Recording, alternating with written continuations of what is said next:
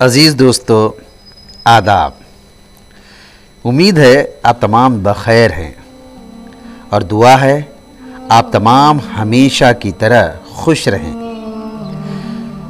अज़ीज़ दोस्तों, अपने ज़ाती मसरूफ़ियात की वजह से मैं कई दिनों के बाद फिर से अखलाकियात को लेकर आपके सामने हाजिर हुआ हूँ। उम्मीद करता हूँ आप हमेशा की तरह दुआओं से ज़रूर नवाजेंगे। अज़ीज़ दोस्तों, हमारा चैनल MMN मॉरल्स को ज़रूर सब्सक्राइब करें, वीडियोस को लाइक करें।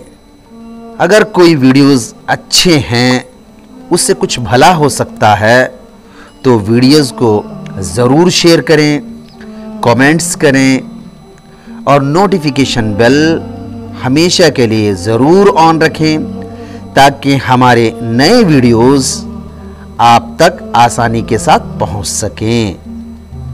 चलिए शुरू करते हैं। अज़ीज़ दोस्तों, एक बात ज़रूर याद रखना, खुशी और खुशकिस्मती दोनों अलग चीज़ें हैं।